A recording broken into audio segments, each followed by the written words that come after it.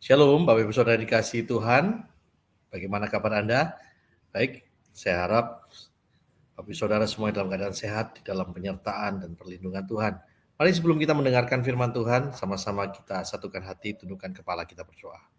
Bapa kami yang bertata di dalam kerajaan surga, yang kami sembah di dalam nama Tuhan Yesus Kristus, kami mengucap syukur kalau kami pada hari ini Tuhan diberikan kesempatan untuk kami boleh beribadah, memuji, menyembah Tuhan. Dan tiba saatnya kami akan mendengarkan firman Tuhan, urapi setiap kami Tuhan. Biarlah Tuhan berikan kami hati dan telinga seorang murid untuk kami boleh dengar-dengaran akan firman Tuhan, dan apa yang kami dengar ini boleh kami tanam di dalam kehidupan kami dan kami lakukan Tuhan, apa yang Tuhan perintahkan dalam kehidupan kami. Kami yakin dan percaya firman-Mu ini Tuhan memberikan kami kekuatan yang baru, pengharapan yang baru. Firman Tuhan ini Tuhan boleh memberikan kami paradigma yang baru Tuhan, untuk kami terus berjalan bersama-sama Tuhan, bergaul bersama-sama Tuhan, dan kami terus disempurnakan semakin hari sama seperti Kristus. Kami menyerahkan Tuhan pemberitaan firman Tuhan dari awal pertengahan sampai akhirnya. Biarlah Roh Kudus cengkram hati dan pikiran kami, Roh Kudus penuhi tempat dimanapun kami berada saat ini. Hanya di dalam nama Tuhan Yesus kami siap mendengarkan firman Tuhan. Haleluya. Amin. Nah, Bapak Ibu Saudara dikasihi Tuhan, pada hari ini saya akan mengambil tema masih berhubungan dengan walk with God, berjalan bersama dengan Tuhan, yaitu sebuah tema yang cukup menarik. Dan saya ambil temanya itu wrong way atau jalan yang salah. Nah, Bapak Ibu Saudara dikasihi Tuhan, beberapa waktu yang lalu saya dikontak oleh teman saya. Teman saya ini katakan, "Don, ayo kita pergi ke suatu daerah, di sana ada orang mau bangun pabrik." Saya di Sherlock, Bapak Saudara, menggunakan Google Map. Oke, janjian hari, akhirnya oke kita ketemu di sana aja ya. Ya, kita ketemu sana. Saya berangkat sendiri Bapak Saudara dari Surabaya, berangkat dengan berbekal Sherlock Google Map. Dan ternyata sampai mendekati daerah tersebut susah sinyal Bapak Saudara. Tiba-tiba Sherlock tidak jalan. Terhenti Bapak Saudara, terhenti. Dan akhirnya dengan berbekal kenekatan saya cari di mana lokasinya. Enggak ketemu dan akhirnya tersesat Bapak Saudara. Bingung, wah di mana ini? Untung teman saya, ketika saya berputar-putar naik turun daerah itu, teman saya kelihatan, itu mobil kamu salah jalan. Enggak lewat situ harusnya. Ayo. Akhirnya saya dituntun teman saya yang tahu lokasinya sampai di lokasi tersebut. Nah, Bapak Saudara, berjalan bersama-sama dengan Tuhan itu berarti hidup di dalam persekutuan yang erat dengannya. Artinya apa? Berjalan bersama-sama dengan Tuhan. Artinya ini kita terhubung dengan Dia. Sama. Saya tahu tujuan yang saya tempuh itu karena saya terkoneksi dengan Google Map. Ada internet, terconnected Bapak Saudara. Sehingga apa? Saya tidak salah langkah. Tetapi ketika internet itu terganggu, terputus, mengakibatkan apa? Akhirnya stuck, mandek, terhenti. Dan saya tidak bisa sampai ke tujuan. Dan pada kasus ini saya tersesat Bapak Saudara. Jadi berjalan bersama-sama dengan Tuhan ini bukan sekedar berjalan berdampingan, tetapi berjalan dalam ketaatan kepada kehendaknya, mendengarkan suaranya dan mengikuti petunjuk yang Tuhan sampaikan kepada kita.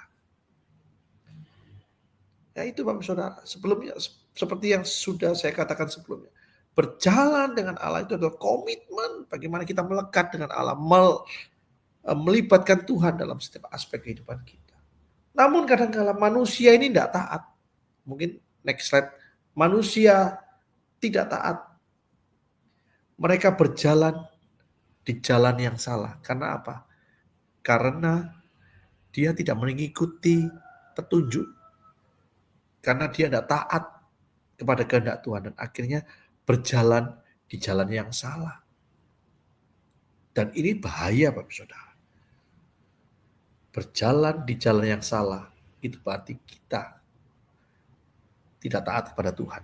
Kita tidak melibatkan Tuhan dalam kehidupan kita. Mari kita akan buka di dalam Yudas pasal pertama ayat yang ke-11. Yudas pertama ayat yang ke-11 dikatakan seperti ini. Celakalah mereka karena mereka mengikuti jalan yang ditempuh Kain, dan karena mereka oleh sebab upah menceburkan diri ke dalam kesesatan Bileam, dan mereka binasa karena kedurhakaan seperti Korah.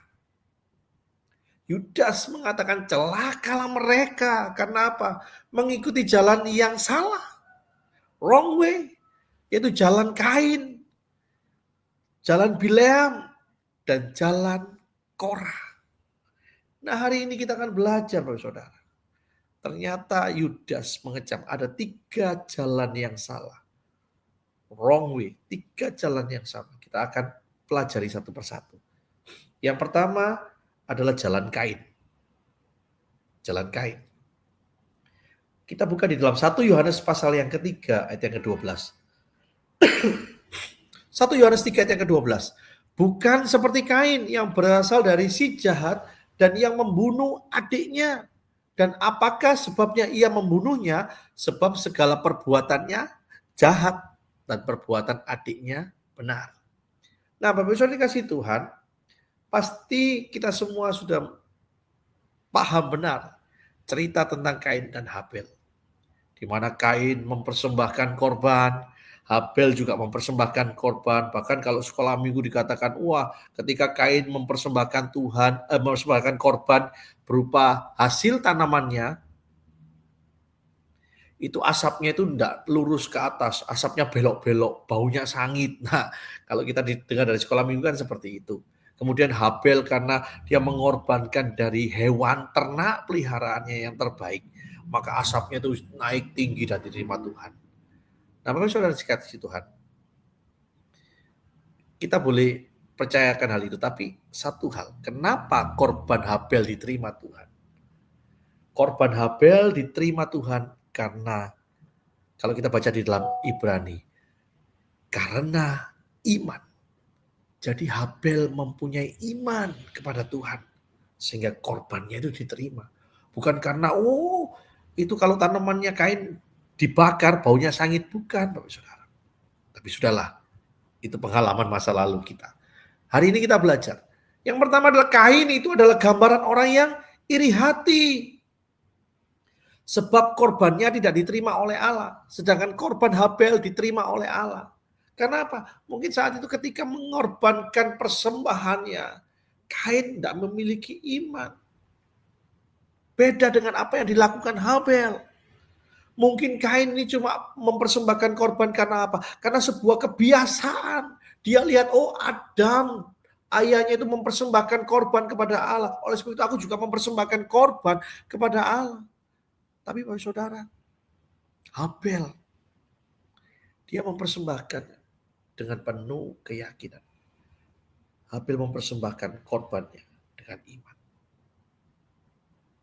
Nah, lihat, Kain ini gambaran orang iri hati.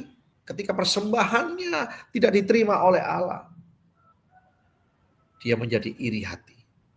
Bahkan pada saat ada kesempatan, dia ajak adiknya ke padang dan dibunuh. Kain tega membunuh adiknya sendiri, Bapak Saudara. Lihat. Sangat-sangat kecil. Selain iri hati, Kain adalah orang yang egois. Di dalam Kejadian pasal yang keempat, ayat yang ke-9 dikatakan seperti ini. Firman Tuhan kepada Kain, di mana Habel adikmu itu? Jawabnya, aku tidak tahu. Apakah aku penjaga adikku? Di dalam terjemahan King James lebih dikatakan seperti ini. Then the Lord said to Cain, where is your brother Abel? I don't know. He replied, am I my brother's keeper? Am I my brother's keeper? Apakah aku ini menjaga saudaraku? Nah, ini Bapak Saudara. Lihat, Kain itu orang yang egois.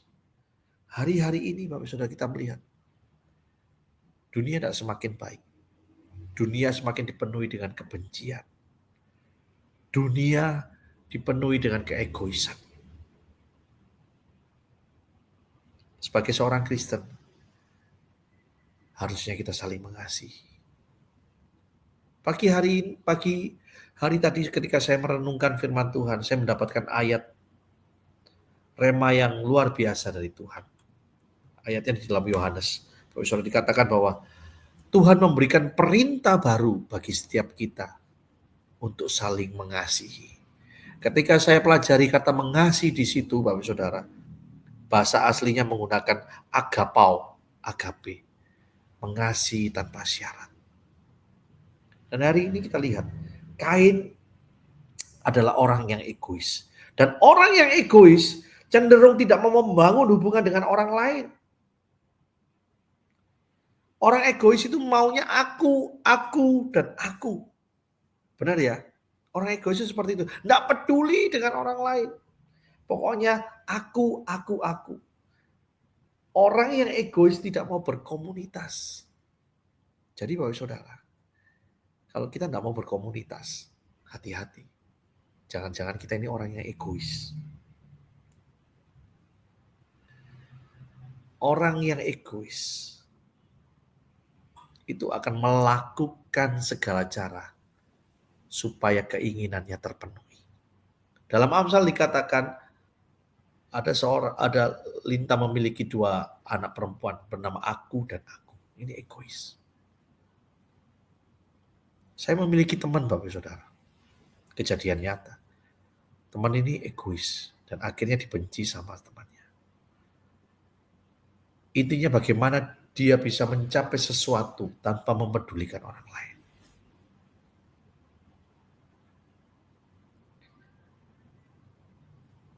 Orang yang egois, dia tidak mau berkomunitas. Mungkin gereja memiliki program-program untuk seperti komsel, kelompok tumbuh bersama, family cell, family altar. Itu adalah hal yang luar biasa, Bapak Saudara. Tujukan supaya kita berkomunitas. Supaya apa? Supaya kita bisa saling sharing. Kalau kita lihat Bapak Saudara, bagaimana kehidupan orang Kristen mula-mula.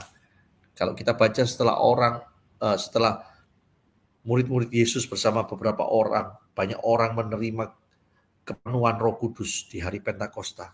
Kehidupan mereka lihat, mereka saling mengasihi, membagi roti, belajar firman Tuhan. Ada sebuah komunitas. Dan itu Bapak Saudara penting. Tapi bagi orang egois, dia tidak mau berkomunitas Bapak Saudara. Orang yang egois, itu katakan lulu, gue. Artinya apa? Urus saja urusanmu. Aku mau urusi urusanku sendiri. Dan lihat, Kain ini adalah orang yang egois, Bapak Saudara. Dan hukuman, orang yang egois pasti punya hukuman. Dan hukuman terhadap Kain orang yang egois adalah seorang pelarian. Di dalam terjemahan King James dikatakan buronan, fugitive. Dan pengembara, gelandangan itu vagabond. Homeless, tidak punya tempat. Di dalam Kejadian pasal 4 ayat 13-14. Kata Kain kepada Tuhan, hukumanku itu lebih besar daripada yang dapat kutanggung. Engkau menghalau aku sekarang dari tanah ini dan aku akan tersembunyi dari hadapanmu seorang pelarian dan pengembara di bumi. Maka barang siapa yang akan bertemu dengan aku tentulah ia akan membunuh aku. Artinya apa Saudara? Kain seumur hidupnya dia akan merasa sendiri.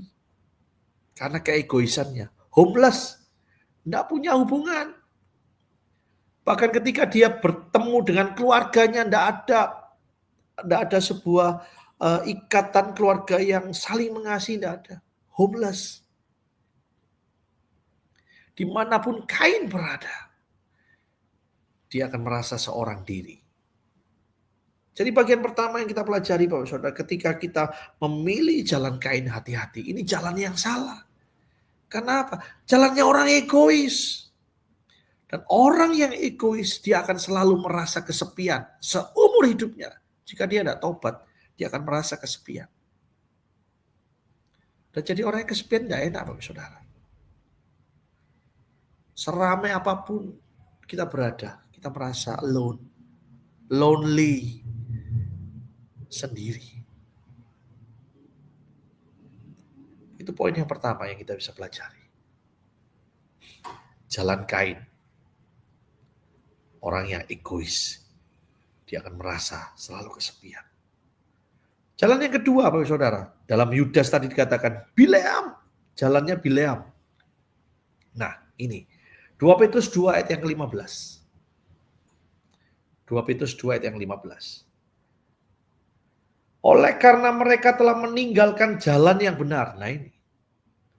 Oleh karena mereka telah meninggalkan jalan yang benar, maka tersesatlah mereka, lalu mengikuti jalan Bileam, anak Beor, yang suka menerima upah untuk perbuatan-perbuatan yang jahat. Jalan yang kedua, jalan yang salah, itu jalan Bileam. Bapak Saudara tentu tahu kisah Bileam ini. Bagaimana Bileam diundang untuk mengutuki bangsa Israel. Dan akhirnya Bileam berangkat ya. Bileam berangkat karena dia adalah orang yang tamak. Cinta akan uang. Tapi lihat Bapak Saudara. Ketika dia berangkat menunggangi keledainya justru dibuka matanya oleh Tuhan sehingga dia bisa melihat malaikat Tuhan. Jadi ketika malaikat Tuhan menghadang, keledai itu minggir. Sampai akhirnya kaki Bileam terjepit. Bileam memukul dengan keras keledainya. Kenapa? Bileam tidak bisa melihat malaikat Tuhan. Tetapi ketika Tuhan membuka mata Bileam, dia melihat ada seorang malaikat Tuhan. Nah ini Bapak Saudara. Bileam itu adalah gambaran orang yang tamak, orang yang cinta akan uang. Dan orang yang cinta akan uang itu akan menghalalkan segala cara. 1 Timotius 6 ayat yang ke-10 dikatakan seperti ini. 1 Timotius 6 ayat yang ke-10. Karena akar segala kejahatan ialah cinta uang. Sebab oleh memburu uanglah beberapa orang telah menyimpang dari iman dan menyiksa dirinya dengan berbagai-bagai duka. Nah ini akar segala kejahatan. Ketika kita mulai cinta akan uang. Hati-hati Bapak Saudara. Itu akan menghalalkan segala cara. Makanya jangan lihat, jangan heran. Lihat orang-orang yang korupsi. Karena mereka akan cinta akan uang. Menghalalkan segala cara. Harusnya bekerja dengan giat, menabung dengan rajin, enggak. Korupsi. Dan ini terjadi. Yudas Iskariot mulai cinta akan uang. Karena apa? Dia menjadi bendahara. Dan ternyata dia bukan bendahara yang baik. Ketika dia menjadi bendahara, dia sering ngentit, Bapak Saudara. Korupsi.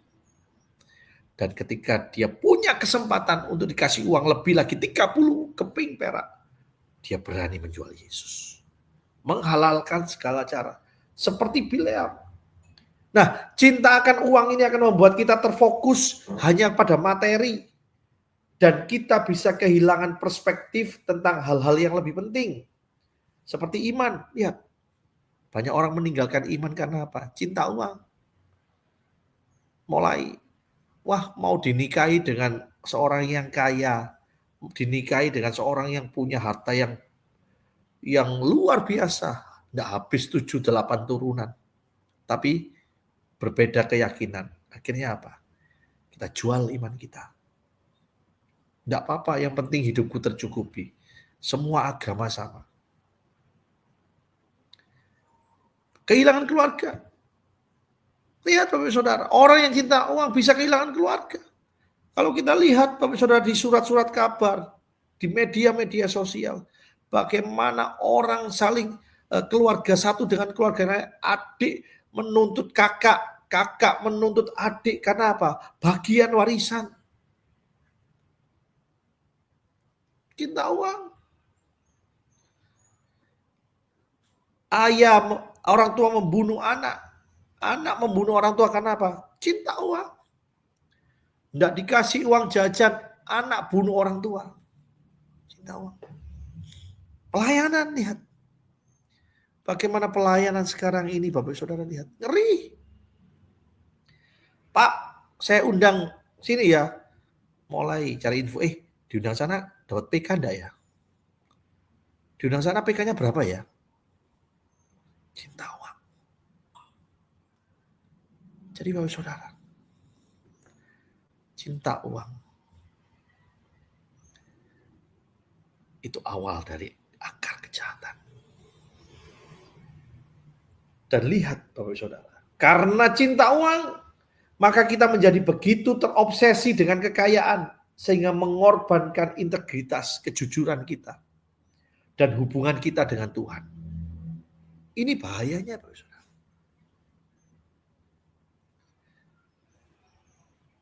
Saya punya teman Bapak Saudara, dia begitu terobsesi pingin banyak uang, dan melakukan berbagai cara.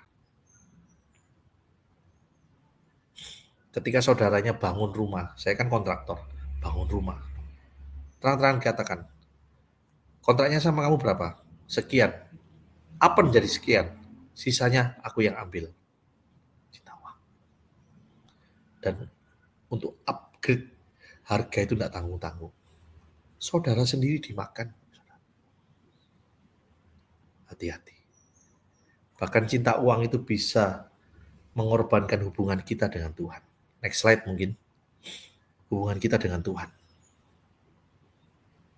Lihat bagaimana orang ketika dulu berdoa, Tuhan berkati aku, Tuhan berkati aku. Dia rajin beribadah, rajin ke gereja. Tapi ketika diberkati, mulai fokusnya cinta uang, meninggalkan Tuhan. Tuhan aku enggak ke ibadah ya, tokoku rame Tuhan, bisnisku rame. Mulai meninggalkan Tuhan. Hati-hati Bapak Saudara. Jalan Bileam dalam 2 Petrus yang sudah kita baca tadi, meninggalkan jalan yang benar. Tersesatlah mengikuti jalan Bileam. Dan lihat apa hukumannya. Bileam dihukum karena ia telah menghasut bangsa Israel untuk berdosa. Di dalam Bilangan pasal yang ke-31 ayat yang ke-8 dikatakan seperti ini. Selain dari orang-orang yang mati terbunuh itu, mereka pun membunuh juga raja-raja Midian, yakni Ewi, Rekem, Sur, Hur, dan Reba. Kelima raja Midian, juga Bileam bin Beor dibunuh mereka dengan pedang. Akibat orang yang tamak, dia akan menerima hukuman, dibunuh dengan pedang, kematian. Nggak usah jauh-jauh. Orang korupsi di Tiongkok, di Cina, Pak Saudara lihat hukumannya apa? Tembak mati. Wow, kalau itu saya setuju, Pak Saudara. Bukannya apa? Supaya apa? Supaya semuanya akhirnya apa? Takut untuk korupsi. Jadi Bapak Saudara, jalan yang kedua, kita diingatkan, jangan sampai kita mengikuti jalan Bileam. Bekerja boleh, mencari uang boleh, tapi jangan fokus untuk cinta akan uang. Firman Tuhan katakan, sia-sialah kamu bangun pagi-pagi karena yang memberkati itu adalah Tuhan. Kalau kita bekerja, Tuhan aku butuh penyertaan-Mu. Kita bekerja dengan giat. Tuhan aku bekerja, pimpin aku Tuhan supaya aku bekerja dengan benar. Aku bekerja dengan baik. Aku bekerja dengan rajin. Saya yakin dan percaya kita pun diberkati. Saudara.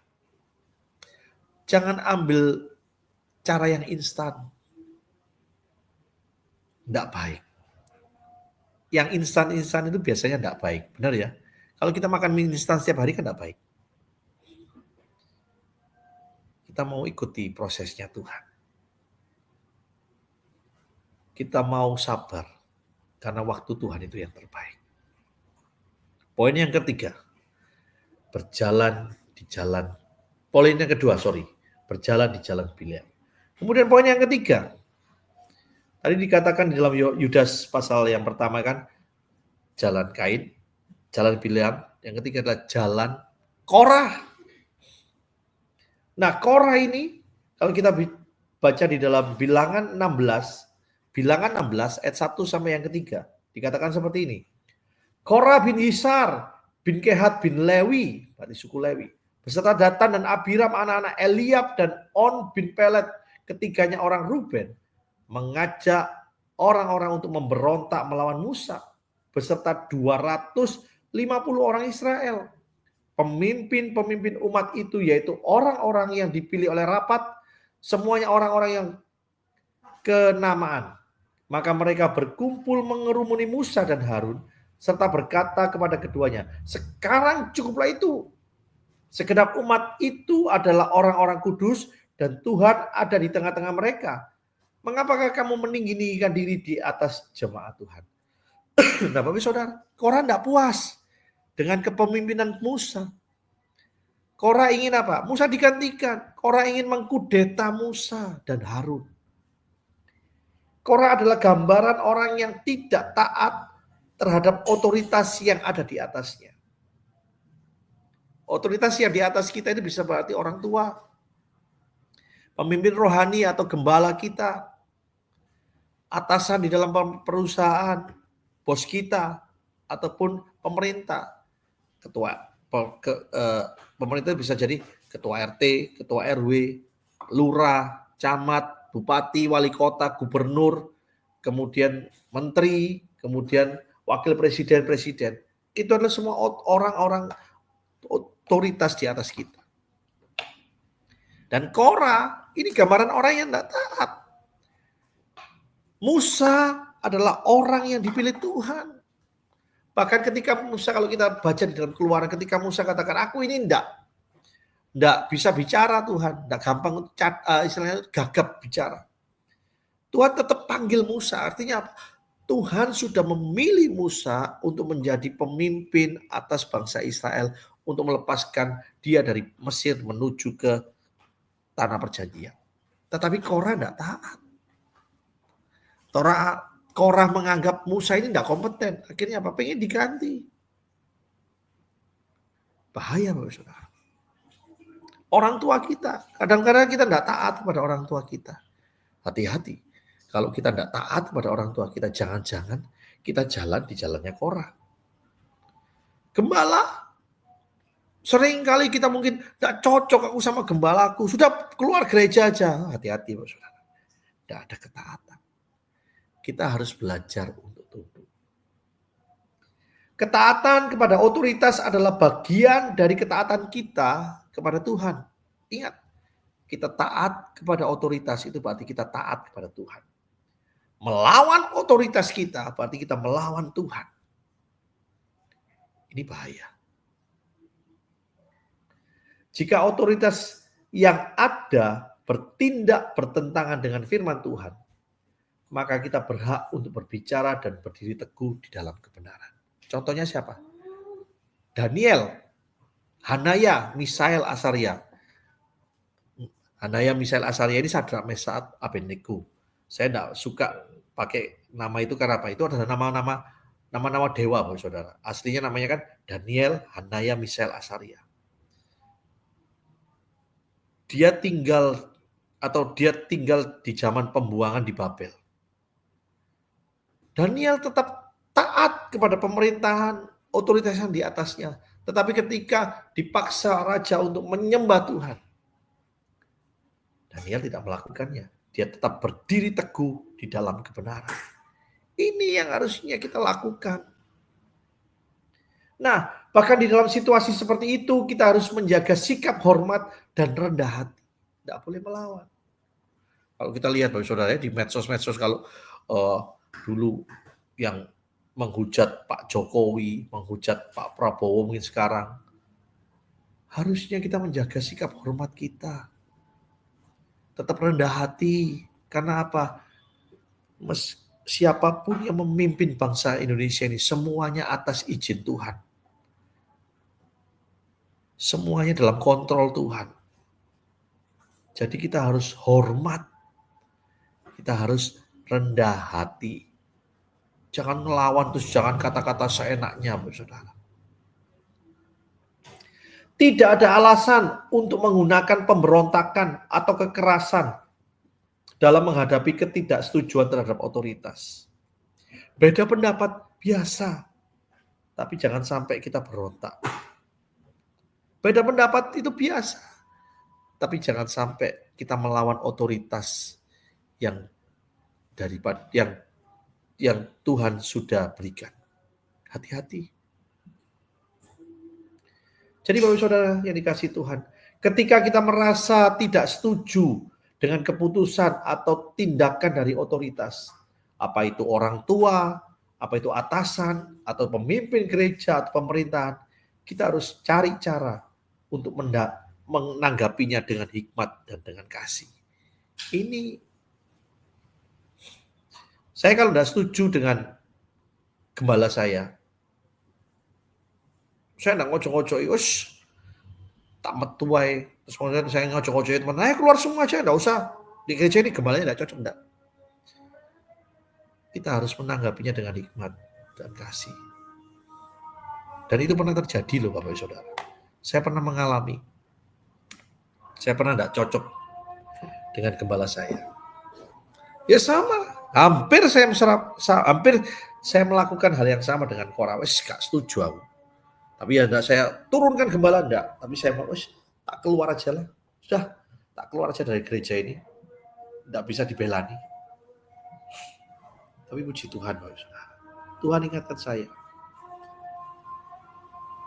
Berbicara baik-baik dengan gembala saya. Dan akhirnya semuanya boleh teratasi. Korah Bapak Saudara. Enggak setuju dengan Musa. Korah, dia merasa Musa tidak kompeten. Dan akhirnya apa? Dia ingin menggulingkan Korah. Bahaya itu Bapak Saudara. Dan apa yang terjadi? Hukuman Korah akibat pemberontakan adalah mati di telan bumi. Tidak enak loh mati di telan bumi. Tiba-tiba buminya terbuka. Korah beserta pengikutnya masuk ke dalam bumi. Di dalam Bilangan 16 ayat 31 sampai 33. Bilangan 16 ayat 31 sampai 33 dikatakan seperti ini.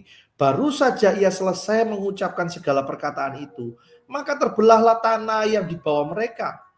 Dan bumi membuka mulutnya dan menelan mereka dengan seisi rumahnya.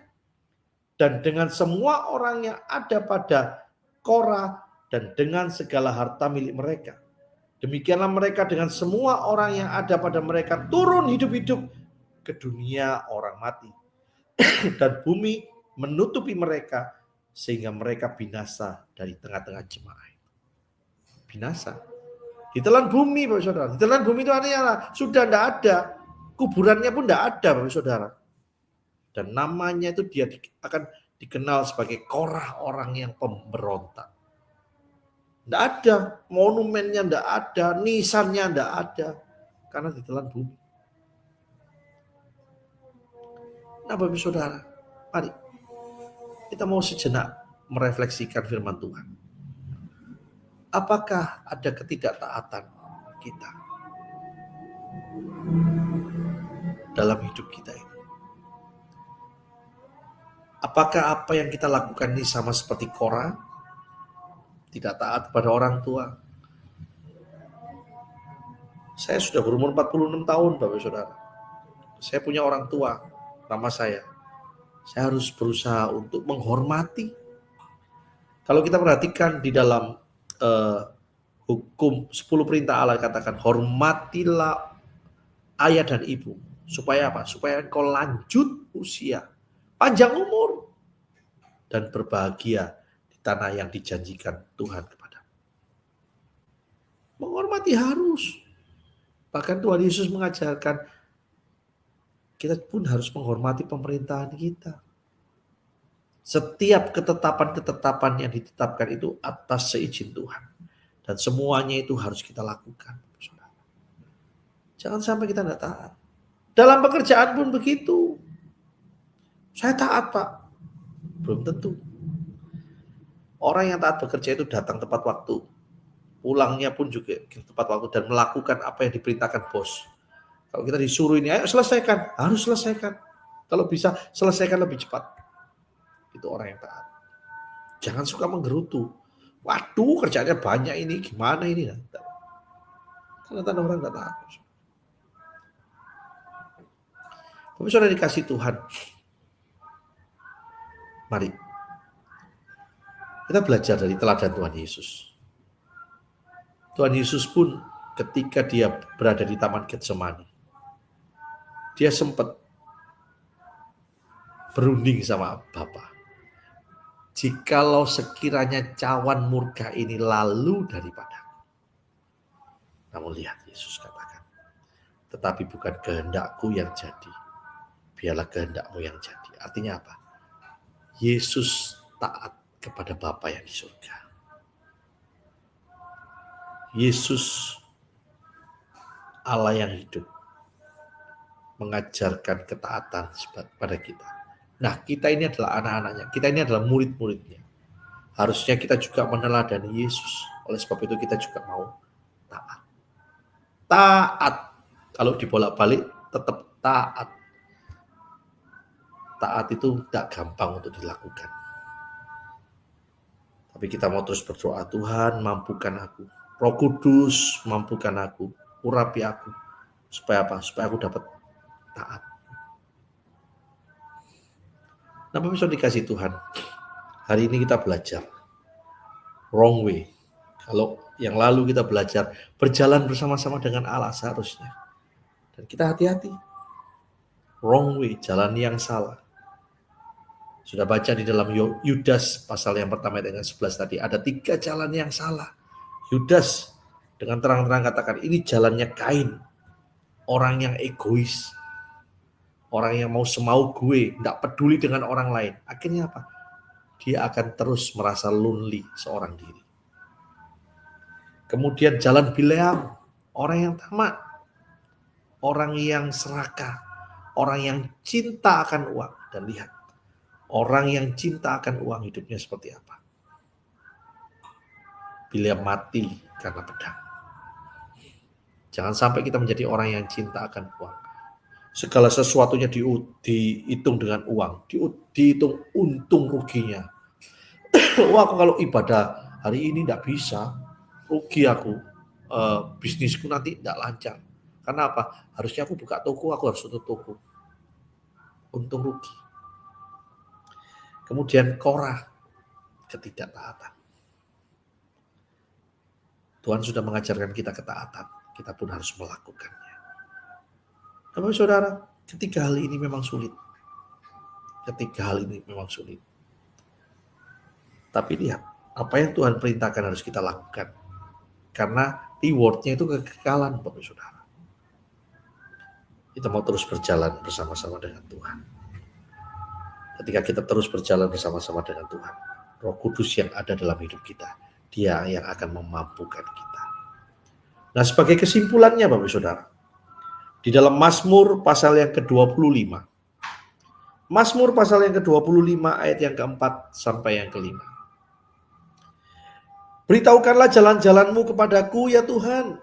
Jadi beritahukanlah, pemazmur ini butuh Tuhan. Pada sebab itu beritahukanlah jalan-jalanmu Tuhan. Tunjukkanlah itu kepadamu. Tunjukkan. Karena pemazmur ini tahu dia tidak bisa jalan sendiri.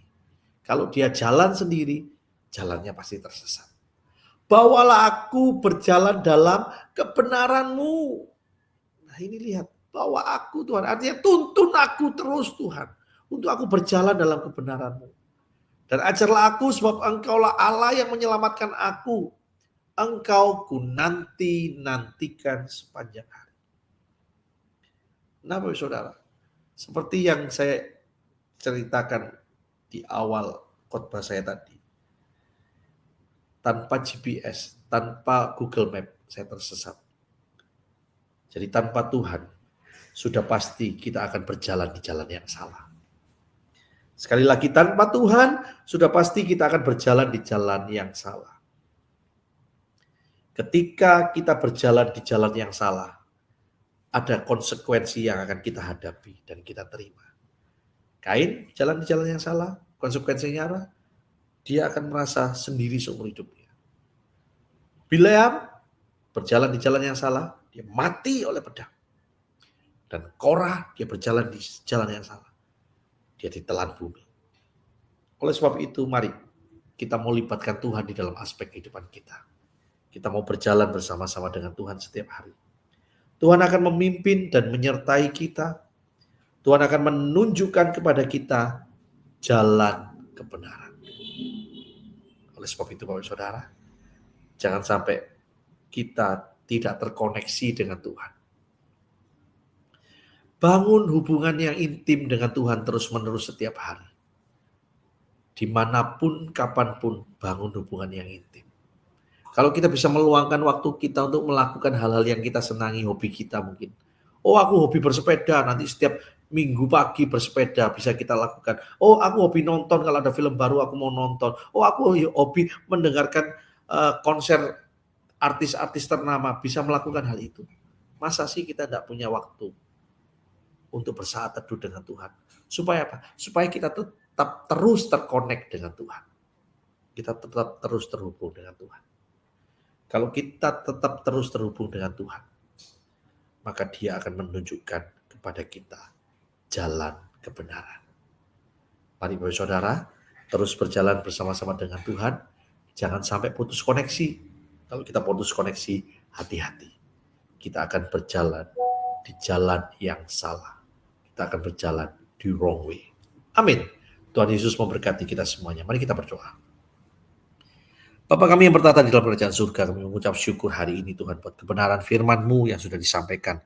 Biarlah Tuhan firman-Mu yang mengajarkan kami untuk kami terus selalu berjalan bersama-sama dengan Tuhan. Supaya kami boleh berjalan di dalam kebenaran-Mu Tuhan. Engkau menunjukkan jalan-jalan-Mu dan Engkau akan menuntun kami terus kepada kebenaran. Meteraikan firman-Mu dalam kehidupan kami. Bila firman ini tidak terbuang sia-sia, menjadi rema dan menjadi berkat bagi banyak orang. Terpuji nama-Mu ya Allahku, kami serahkan semuanya ke dalam tangan-Mu, hanya di dalam nama Tuhan Yesus. Kami sudah berdoa dan ucap syukur. Haleluya. Amin.